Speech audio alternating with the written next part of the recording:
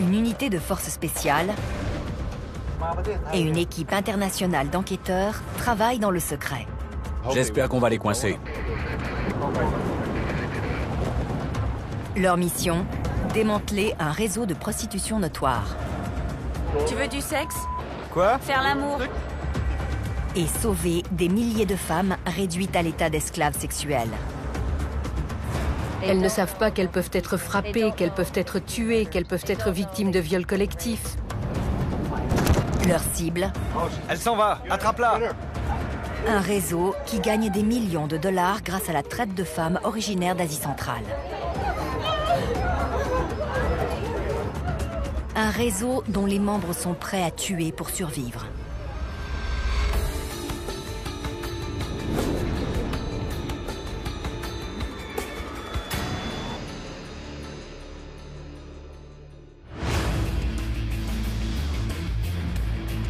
Nous sommes à Bangkok, en Thaïlande.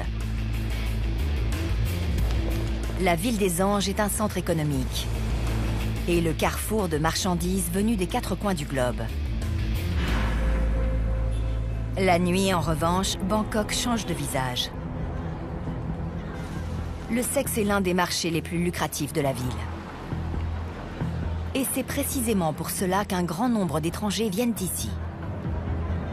La plupart des femmes se prostituent de leur plein gré. Toutefois, il existe à Bangkok un marché du sexe bien plus sombre. Toutes les minutes, une femme ou une enfant est victime de traite à des fins d'exploitation sexuelle, dont beaucoup ici même. Steve Galster est à la tête de la fondation Freeland. C'est dans le cadre d'une opération visant des trafiquants d'animaux qu'il est arrivé à Bangkok il y a 10 ans. Aujourd'hui, il a une nouvelle cible, les réseaux de prostitution qui utilisent la Thaïlande comme plaque tournante de leur trafic. La traite sexuelle, c'est l'esclavage des temps modernes. Dès lors que vous êtes dans une situation dont vous voulez sortir, mais dont vous ne pouvez pas sortir, vous perdez votre liberté et vous êtes un esclave. Il y a environ 1,5 million d'esclaves sexuels dans le monde aujourd'hui, dont la moitié en Asie et plus particulièrement en Thaïlande. Ce sont des ressortissants ouzbeks qui dirigent l'un des réseaux les plus connus du pays. Ils attirent des femmes vivant dans des pays pauvres en leur promettant un travail légal. Puis, ils les obligent à se prostituer. Ce soir, Steve Galster a rendez-vous avec un informateur qui surveille le réseau. Il ne peut pas prendre le risque d'être suivi. À l'échelle mondiale, la traite sexuelle représente 35 milliards de dollars. Les trafiquants sont prêts à tout pour protéger leurs intérêts. Les enjeux sont élevés pour tout le monde dans cette opération. Ceux qui sont au sommet de cette chaîne ont perdu leur humanité. J'aimerais les voir derrière les barreaux. C'est pour ça que je m'implique. C'est quand même fou qu'au XXIe siècle, il existe encore des esclaves. Steve retrouve son contact près du quartier chaud. Merci d'être venu. Comme j'ai remarqué qu'il y avait beaucoup de filles ouzbèques en ce moment, je me demandais si vous aviez une idée de qui pouvait être à la tête du réseau. Je ne sais pas si c'est un homme ou une femme. Il y a beaucoup de groupes. Malgré le danger, son contact accepte de continuer à lui fournir des informations sur le réseau.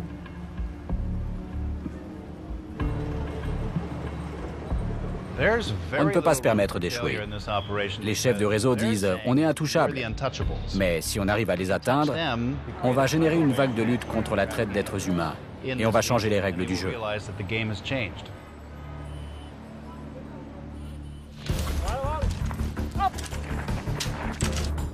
Steve Galster n'est pas seul pour démanteler le réseau ouzbek. Il est secondé par les hommes d'une unité spéciale entraînée pour lutter contre le terrorisme. Je ne sais pas vraiment qui ils sont, puisqu'il s'agit d'une unité du gouvernement thaï chargée de conduire des opérations secrètes. Ils font un travail d'infiltration et essaient de faire tomber de sales individus et de puissantes organisations. Pour les aider dans leur travail, un homme qui est devenu une véritable légende pour les Thaïlandais. Il y a 20 ans, le général Charnvut menait la guerre contre la mafia russe. On dispose d'un quart d'heure environ. Ensuite, on mettra la cible sous surveillance. Désormais, il travaille pour le département thaïlandais de lutte contre la traite d'êtres humains afin de démanteler le réseau ouzbek. Croyez-vous que ces psychopathes devraient vivre à côté des gens ordinaires? Nous devons les éliminer. Non? Ce qu'ils font est navrant. Vous imaginez si c'était vos filles?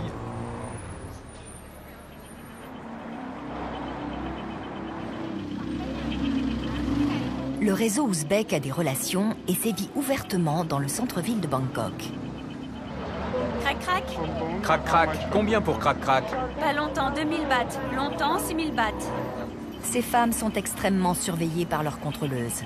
Il n'est possible de les filmer de près qu'en utilisant une caméra cachée. Combien? Pas longtemps, 3000. Et toute la nuit? 6000 bahts.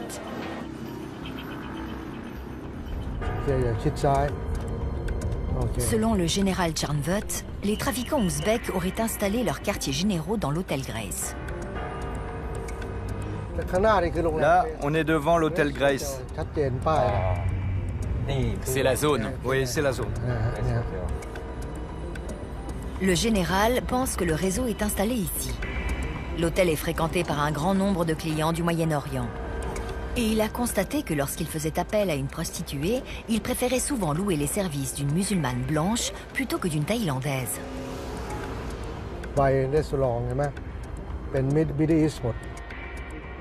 Cela fait plusieurs mois que le général et ses hommes surveillent l'hôtel Grace. Ce soir, ils sont sur une piste. Un agent infiltré a entendu parler d'une prostituée ouzbek qui a été frappée parce qu'elle ne rapportait pas assez d'argent. Il fait circuler le bruit selon lequel Steve Galster pourrait l'aider. Au bout de plusieurs jours, la jeune femme le contacte enfin. Et il la place immédiatement en lieu sûr. Son nom de code est M, et elle est terrorisée. Les trafiquants lui ont retiré son passeport. Elle ne peut donc pas quitter la Thaïlande. S'ils apprenaient qu'elle a parlé à Steve Galster, ils pourraient s'en prendre à elle, ainsi qu'à sa famille restée en Ouzbékistan. Je ne peux pas dormir. Je ne fais que penser à mon passeport, mes photos, mon billet, ma maman et mon bébé. Afin d'aider la police à arrêter ces trafiquants, Steve Galster a mis sur pied une équipe internationale d'enquêteurs surnommée Opération Graceland. Leur première mission est de secourir M. Andkouri Kumar est officier de renseignement. C'est elle qui est chargée d'analyser toutes les informations concernant l'organisation ouzbek. Doug Peters est un ancien agent secret américain. Pendant 20 ans, il a travaillé dans l'ombre pour faire tomber quelques-uns des criminels les plus dangereux des États-Unis. Son visage m'est très familier. Natasha Ivanova est la traductrice de l'équipe. Elle parle couramment le russe et l'allemand. J'ai trop de problèmes. Je veux que ça s'arrête. Je comprends. M est divorcée. Elle a un fils, mais pas les moyens de subvenir à ses besoins. On regardera les photos. Elle recherchait désespérément un travail et a été piégée. Une fois à Bangkok, elle a été livrée à une certaine Rano. Je croyais que j'allais être peintre. C'était mon métier à Moscou. J'avais même emporté ma combinaison de travail. Quand je suis arrivée, Rano m'a dit « Qu'est-ce que c'est que cette tenue ?» Comment j'aurais pu savoir que j'allais devenir prostituée? M pense que Rano appartient au réseau ouzbek. Les enquêteurs acceptent de l'aider à récupérer son passeport et à s'enfuir. Quant à elle, elle s'engage à les introduire sur le marché du sexe de Bangkok et à les aider à mettre la main sur Rano.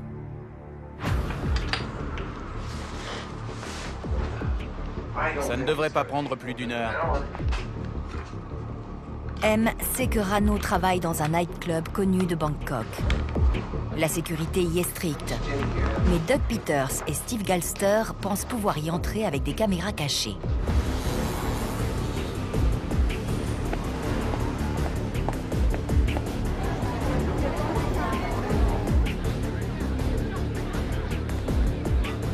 L'établissement est très surveillé. Si leur caméra venait à être découverte, les deux hommes seraient en danger.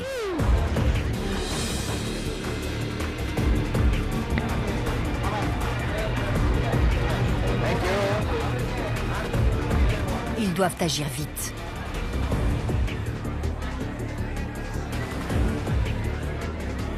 Il leur faut impérativement trouver Rano avant qu'elle ne découvre que M l'a trahi et essaie de s'enfuir.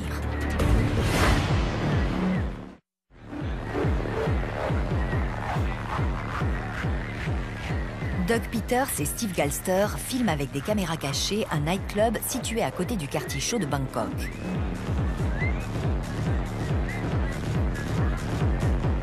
Leur cible est une ressortissante ouzbèque répondant au nom de Rano. Ils savent qu'elle fréquente souvent cet établissement. Ils essaient de la trouver afin d'organiser son arrestation et d'aider M, une prostituée, à sortir de ses griffes.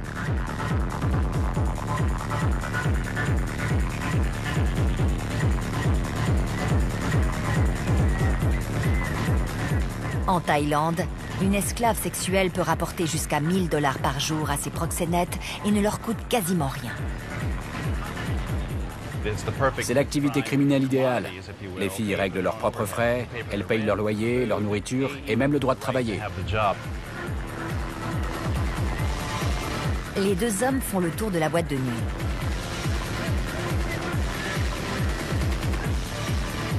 C'est un lieu fréquenté par des hommes originaires d'Inde et du Moyen-Orient en quête de rencontres. Un endroit idéal pour Rano.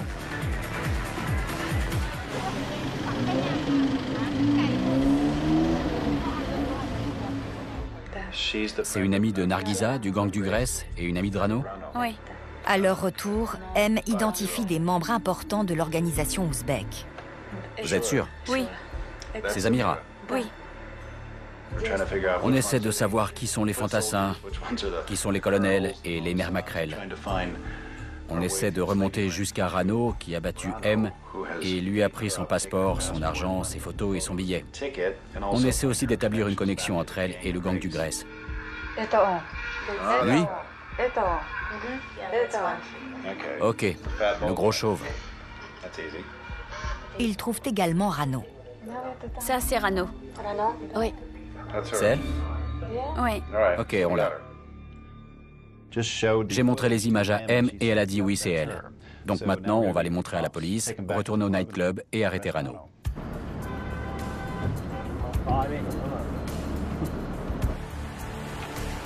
La police locale ne veut pas se faire remarquer afin d'éviter une bagarre. Doug Peters accepte donc d'entrer lui-même dans le nightclub pour aller chercher Rano.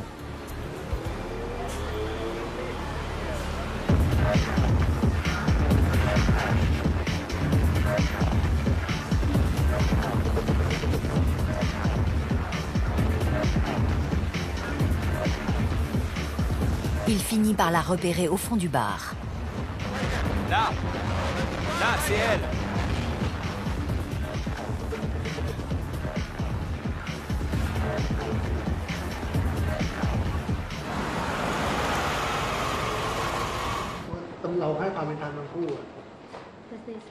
Au commissariat de police, M tient à parler à la femme qu'il a dupée et retenue prisonnière à Bangkok. Je vais te crever les yeux. Tu verras, je te tuerai. Je vais te massacrer. Ferme-la. Toi, ferme-la. T'es une espèce de traînée. Regarde-toi, t'es une vraie prostituée. T'es une prostituée. Rano sera relâché.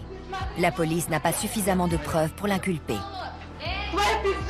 Pour M, en revanche, l'opération est une réussite. Au moins, ce soir, on a eu un rapport de police. On va pouvoir lui obtenir un passeport temporaire, un peu d'argent pour qu'elle rentre dans son pays. M a été d'une grande aide. Grâce à ces informations, les enquêteurs ont pu dresser un organigramme du réseau. C'est ce qui leur permettra, ainsi qu'à la police, de trouver les éventuels points faibles de l'organisation ouzbèque. M a été formidable. Elle a été très courageuse. Elle nous a indiqué personne par personne, nightclub par nightclub, qui est qui et qui fait quoi. Ce qui nous a permis de nous faire une meilleure idée de la structure.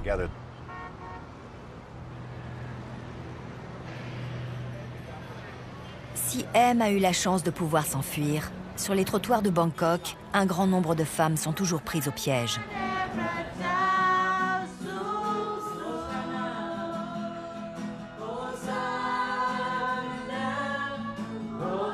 Cependant, toutes les femmes n'entrent pas de force sur le marché du sexe. En Thaïlande, des milliers d'entre elles le font volontairement parce qu'elles n'ont pas d'autre solution pour gagner leur vie. C'est une situation qu'Annie Dieselberg connaît très bien. Elle est à la tête d'une organisation internationale qui s'appelle Nightlight et qui aide les anciennes prostituées à quitter le trottoir et à oublier le passé. Ces jeunes femmes pensent qu'elles n'ont pas d'autre choix. Nous essayons de leur offrir la liberté de choisir, d'avoir une vie meilleure et de réaliser leurs rêves.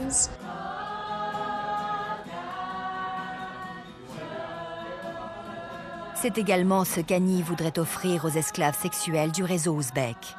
Elle a rejoint l'équipe d'enquêteurs pour offrir une protection à toutes les femmes sauvées. Ce soir, elle se rend dans le quartier chaud comme elle le fait depuis 17 ans. Elles nous racontent leur histoire quand on les aide. Sinon, on ne glane que des bribes d'informations. Mais aujourd'hui, c'est différent. Annie emmène un autre membre de l'équipe d'enquêteurs au cœur du trafic ouzbek. Une fille ouzbek vient de partir par là. Matt Friedman est à la tête du projet interagence de l'ONU contre la traite d'êtres humains. Cela fait 25 ans qu'il combat l'esclavage sexuel, hanté par le souvenir d'une fille de 15 ans croisée dans une maison close en Inde. Un jour, une jeune fille m'a vu et elle est venue vers moi. Elle m'a enlacé en disant « Aidez-moi, aidez-moi, ils me font des choses horribles. » J'étais avec un policier et j'ai dit « Cette fille vient avec nous. » Il a dit « Non, ils ne nous laisseront jamais l'emmener. » Il est parti chercher du renfort et à son retour, elle avait disparu.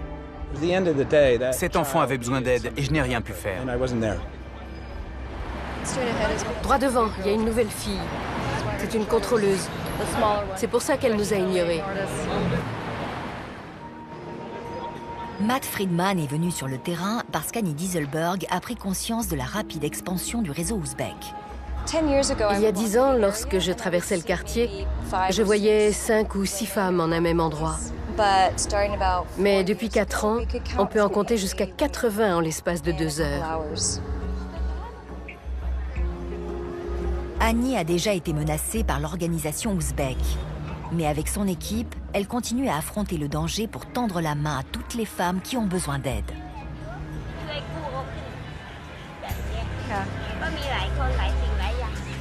Et ce soir, une rumeur parvient jusqu'à elle.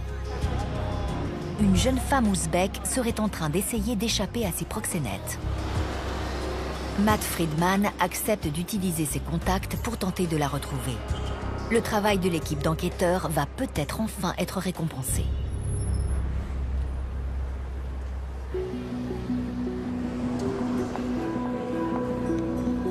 Cela fait des jours que les hommes d'opération Graceland essaient de localiser une prostituée ouzbek qui cherche à échapper à ses proxénètes. Tu as quoi? En faisant jouer ses contacts, Matt pense enfin l'avoir trouvée. Hier soir, j'ai reçu un coup de fil intéressant. Une femme ouzbek qui est forcée de se prostituer, à qui on a retiré ses papiers et qui a reçu des menaces. Elle veut s'enfuir, elle est désespérée. Son nom de code est Anna, et apparemment elle n'est pas la seule à être victime de ce réseau.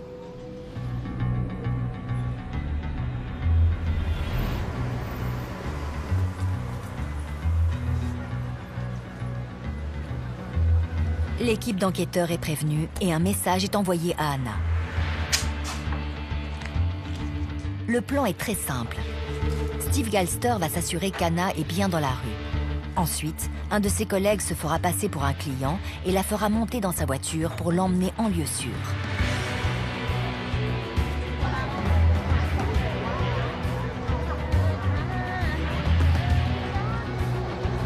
À une centaine de mètres de l'hôtel, Steve repère 3 prostituées ouzbèques. Bonsoir. Parmi elles se trouve Anna, sous l'œil vigilant de sa contrôleuse. Tu veux du sexe? C'est combien? 1500 bahts. Combien de temps? 1 heure. Dans un hôtel? Après s'être assuré qu'Anna était libre, Steve Galster fait intervenir son faux client. Bonsoir, tu parles anglais? Oui. 2 ou 3 heures, 5000 bahts, ok? Tu veux venir avec moi? 3 heures? Je dois demander au patron. Elle veut parler au patron pour voir si elle peut partir 3 heures pour 5000. Ok.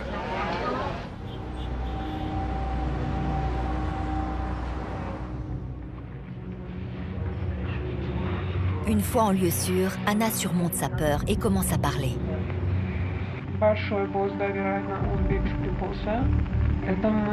Elle confirme qu'elle est aux mains des proxénètes ouzbèques. Ils viennent d'Ouzbékistan, mais aussi de Moscou. Et ils sont aussi en Turquie. Cette mafia est partout. C'est ce réseau qui a attiré Anna en Thaïlande. Après avoir appris qu'elle avait récemment divorcé et qu'elle avait un bébé, un recruteur lui a proposé un travail d'escort girl à Bangkok. Ne parvenant pas à subvenir à ses besoins, Anna a accepté. Je me disais qu'une fois ici, si ça ne me plaisait pas, je pourrais toujours repartir. Mais quand j'ai voulu repartir, elle m'a dit que je devais travailler. Elles ne savent pas qu'elles seront enfermées dans la journée, qu'elles ne pourront pas dire non aux services sexuels qu'on exigera d'elles. Elles ne savent pas qu'elles peuvent être frappées, qu'elles peuvent être tuées, qu'elles peuvent être victimes de viols collectifs. Elles ne savent pas dans quoi elles mettent les pieds. Anna a été piégée. Bien qu'elle soit venue à Bangkok de son plein gré, au regard des lois internationales, en perdant sa liberté, elle est devenue une victime de la traite d'êtres humains. Ça m'attriste énormément. J'ai appris qu'Anna avait une petite vidéo de son bébé sur son téléphone. Elle la regardait pour ne pas perdre espoir et se dire qu'il fallait qu'elle rentre au pays.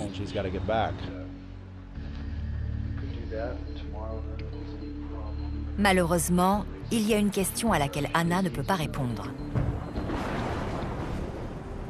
Elle ne sait pas à quel endroit les Ouzbeks la séquestrent. L'équipe doit le découvrir, rapidement.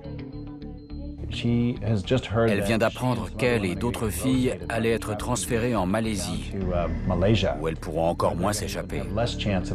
Alors pour elle, c'est sa seule chance de s'en sortir.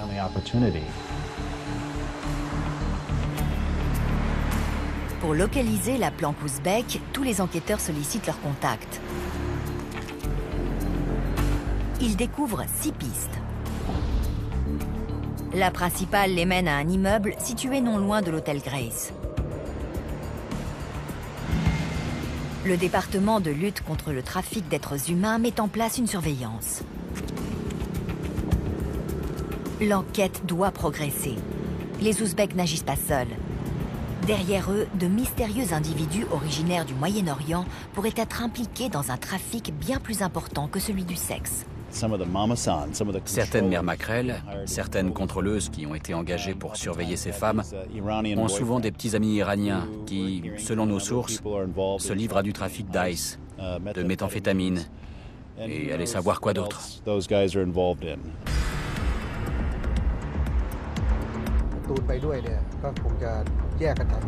C'est une piste qui rend la toute dernière découverte du général Charnvut encore plus terrifiante. L'organisation ouzbèque s'est développée. Ils ne travaillent pas seulement à Bangkok. Ils ont étendu leur réseau. Ils envoient aussi des femmes travailler à Pattaya.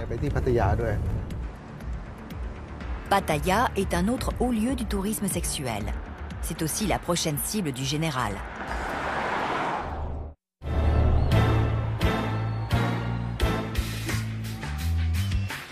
Pattaya, la ville du péché, à 160 km au sud de Bangkok. Au centre-ville, une avenue de près d'1 kilomètre flanquée de bars, de clubs de gogo-danseuses et de prostituées. On dénombre ici 27 000 travailleuses du sexe. La plupart le sont par choix. C'est donc la couverture idéale pour les proxénètes ouzbeks et leurs esclaves sexuels. Le général Tchernvut et son équipe ont des informations selon lesquelles les trafiquants ouzbeks prostitueraient de jeunes mineurs.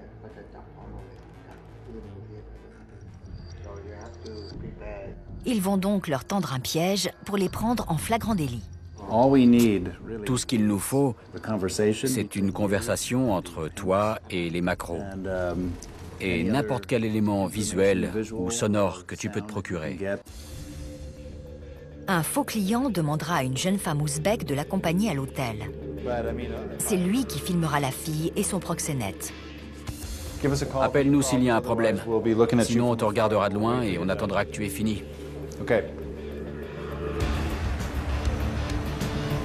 De l'autre côté de Pattaya, les hommes de l'équipe thaïlandaise sont également en action.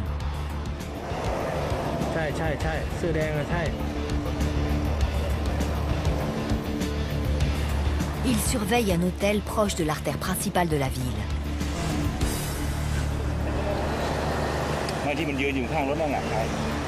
Selon eux, il s'agirait du quartier général du réseau ouzbek.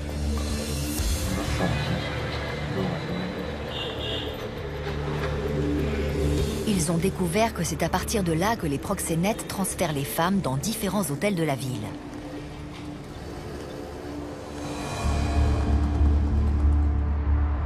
L'un de ces hôtels est celui du général Tchernvut, où le piège est déjà en place.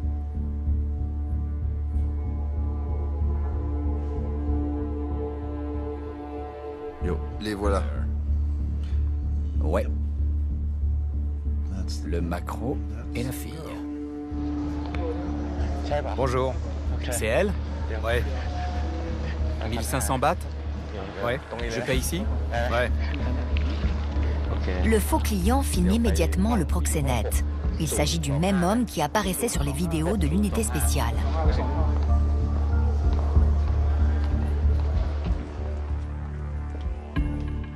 Une fois dans la chambre, il peut enfin filmer la fille. Vous êtes d'où? Inde. Non, vous n'êtes pas indienne. Une fois sa mission accomplie, le faux client dit à la fille qu'il a changé d'avis. Tenez, un pourboire. Ok, merci. Il lui donne quelques billets de plus et la renvoie.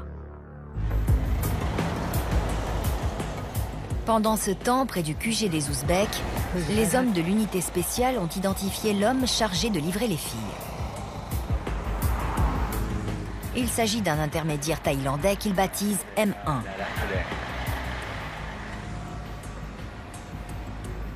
Ils font une autre découverte importante. Ils repèrent la femme ouzbèque qui est à la tête de l'organisation de Pattaya.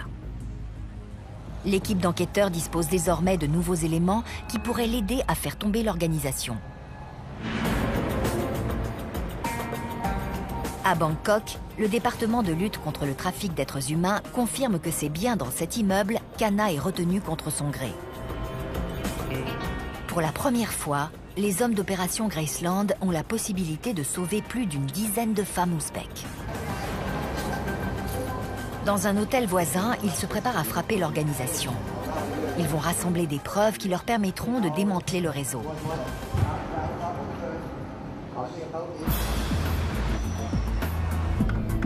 Le coup d'envoi a été donné. Les hommes du département de lutte contre le trafic d'êtres humains sont en route vers la cage des prostituées ouzbèques. Anna est déjà en lieu sûr. Les policiers craignaient que le réseau ne l'expédie en Malaisie. Un faux client l'a donc secouru. Elle s'en va. Attrape-la. Les proxénètes sont totalement pris au dépourvu par l'assaut.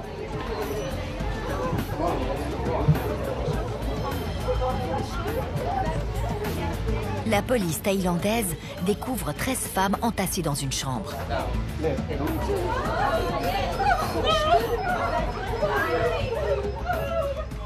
Ils ne vont pas lui faire de mal. Elle est si jeune.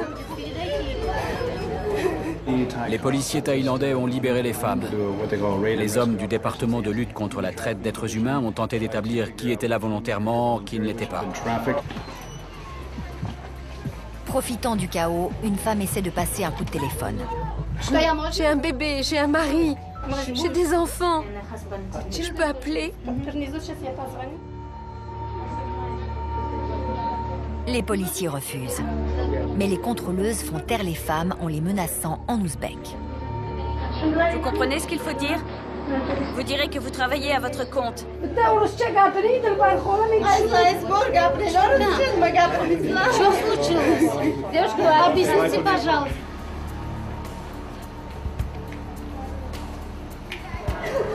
Je veux parler à mon bébé.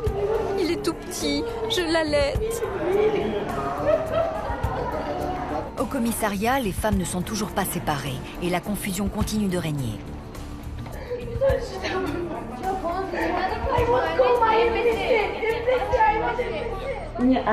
Je suis arrivée toute seule.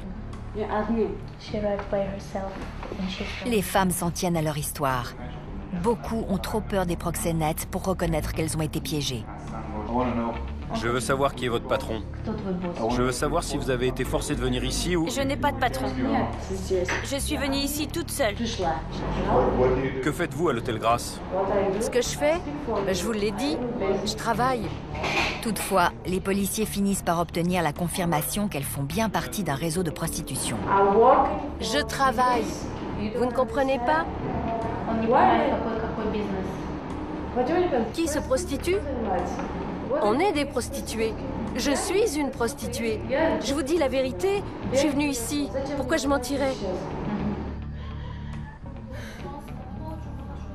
Finalement, au bout de 10 heures d'interrogatoire, 2 femmes que nous appellerons N et D avouent avoir été obligées de se prostituer. Elles acceptent de donner le nom de leur mère maquerelle ouzbek. Elles identifient une femme. Son nom de code est Chalo. C'est elle qui a essayé de téléphoner toute la nuit. N et D ne sont sans doute pas les seuls à se prostituer contre leur gré. Mais ce sont les seuls qui ont demandé de l'aide. Annie Dieselberg accepte de les placer dans un foyer privé pour les protéger contre le réseau de trafiquants. Les représailles contre N et D ne tardent pas à venir.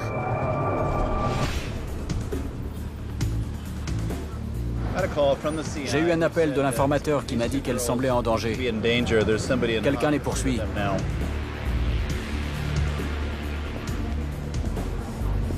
Les 2 femmes représentent une menace pour les proxénètes ouzbeks. Si elles témoignaient, elles pourraient faire tomber le réseau. J'ai entendu dire qu'un homme arabe recherchait 2 filles ouzbèques. Elles sont en danger parce qu'il essaie de savoir où elles sont.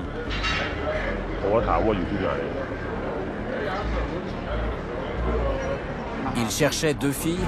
Oui. Ok. Si vous le revoyez, vous pourrez essayer de le prendre en photo ou d'avoir son nom pour moi? Eh bien, je ferai de mon mieux, mais je pense qu'il sera sur ses gardes.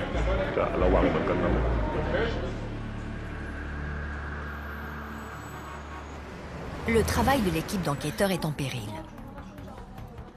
2 des témoins clés ont peur pour leur vie. Si elles refusent de témoigner, Chalo pourrait être relâché. Les 6 mois de travail des hommes d'opération Graceland risquent d'être réduits à néant.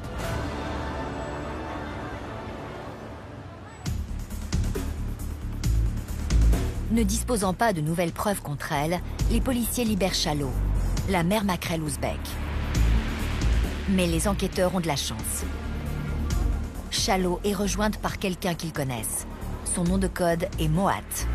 Il s'agit de l'homme du Moyen-Orient qui est à la recherche de N et D. Steve Galster pense que c'est le mari de Shallow et le financier du réseau. Autrement dit, l'un des mystérieux individus qui se trouvent dans l'ombre des Ouzbeks. Cela fait des mois que les hommes de l'unité spéciale sont à la recherche de Moat. Désormais, ils le suivent.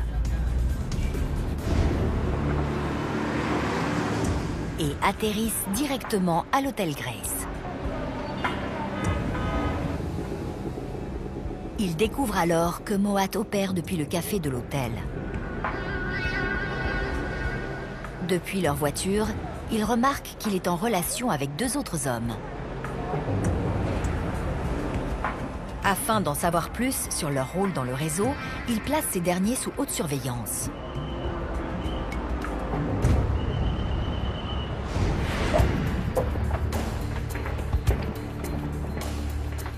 Plusieurs semaines après le début des opérations à Bangkok et à Pattaya, l'unité spéciale donne rendez-vous à Steve Galster dans un hôtel désert pour faire le point.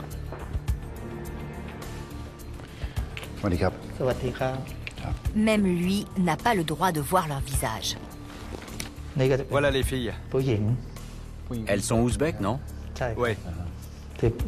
L'unité spéciale a identifié le cerveau de l'organisation de Pattaya et ses sources d'approvisionnement en Asie centrale. Elle recrute des femmes en Russie et dans d'autres pays. Et elle les oblige à travailler à Pattaya.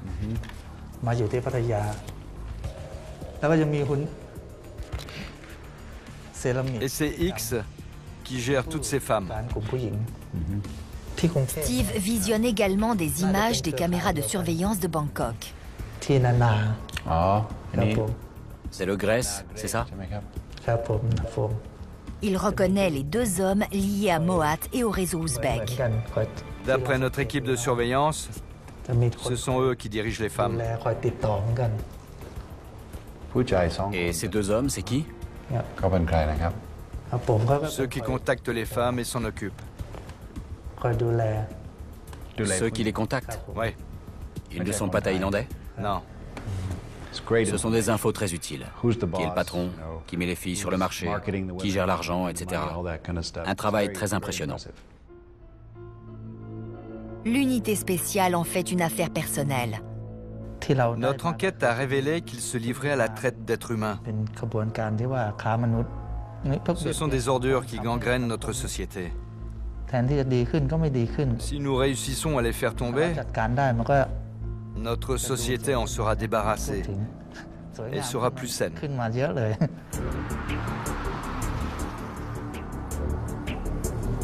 À Bangkok, Shallow est de nouveau convoqué au tribunal. N et D s'y présentent pour la première fois. Les 2 femmes sont extrêmement tendues. Face aux menaces de mort proférées contre elles par le réseau ouzbek, N et D se sont rétractés. C'est une mauvaise journée pour l'affaire Shallow, parce que les 2 personnes qui devaient témoigner contre elle ont complètement changé leur version des faits et ont fait un faux témoignage.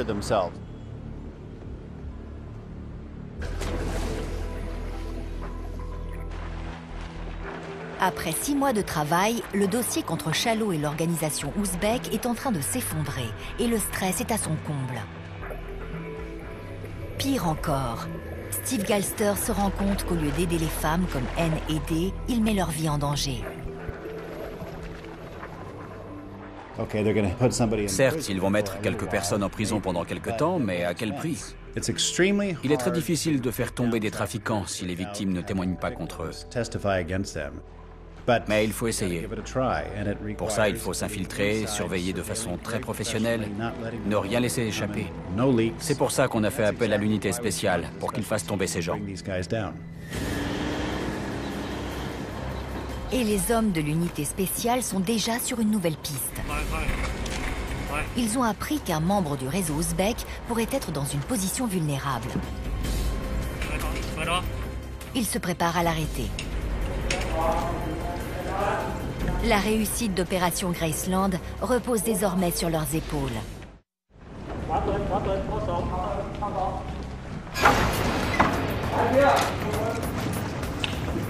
Sur une base secrète, les hommes de l'unité spéciale se préparent pour une arrestation. La chance a de nouveau souri aux enquêteurs d'Opération Graceland. Ils ont obtenu de nouveaux éléments qui devraient permettre l'arrestation d'un trafiquant ouzbek. On entre dans notre 23e heure. C'est la dernière phase. On se prépare à faire tomber les trafiquants d'êtres humains qui sont derrière l'organisation ouzbek. L'unité spéciale prépare une frappe chirurgicale. La cible est l'un des gros bonnets thaïlandais de l'organisation.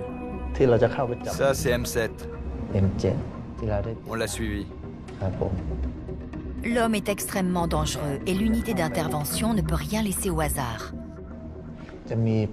On aura des tireurs d'élite en renfort.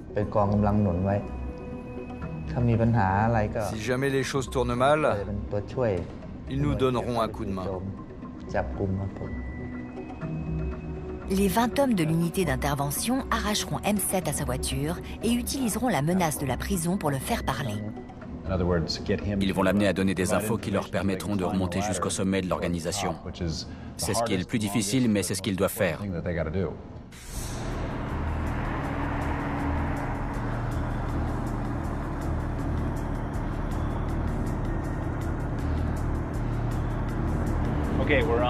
On est en route. L'unité d'intervention a été prévenue qu'un trafiquant avait été identifié et localisé. Elle va maintenant procéder à son arrestation.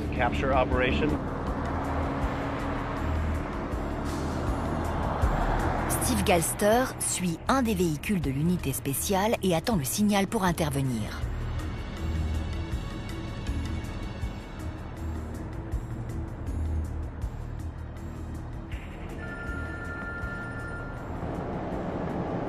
Oui.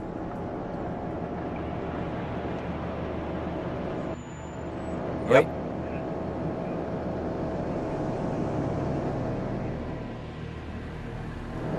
D'accord, ça marche. Ok. Ils disent de faire encore 500 à 700 mètres, puis de prendre à gauche.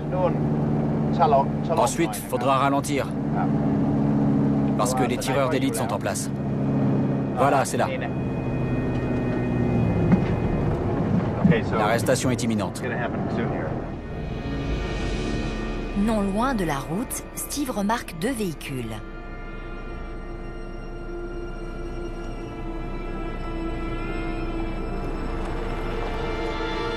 Quand enfin les hommes lancent l'assaut.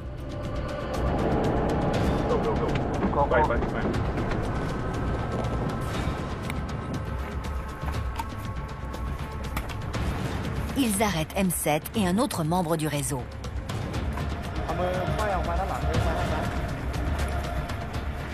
Tout s'est passé comme prévu. Ils l'embarquent. C'est allé très vite. Ils le tiennent. À chaque minute qui passe, le risque augmente pour les hommes de l'unité d'intervention.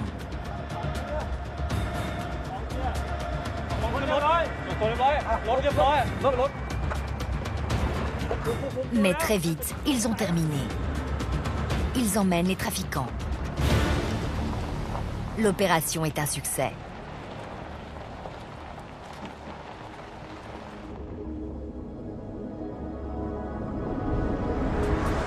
Il ne faudra pas longtemps à l'unité spéciale pour faire parler M7. Opération Graceland a désormais un accès direct au réseau de prostitution ouzbek. Et une occasion sans précédent de le démanteler pièce par pièce. Il est de notre responsabilité d'aider les femmes maltraitées. Je veux voir ces criminels condamnés à de longues peines de prison. Opération Graceland continue. On a seulement commencé à mettre au jour et à démanteler un réseau. Ce qu'on a fait, pour moi, c'est mettre un petit grain de sable dans l'engrenage qui fait tourner cette machine du crime organisé. Pour le moment, on ne verra pas vraiment la différence, mais on va continuer à travailler et je pense qu'on finira par l'enrayer complètement. On ne doit pas s'arrêter là.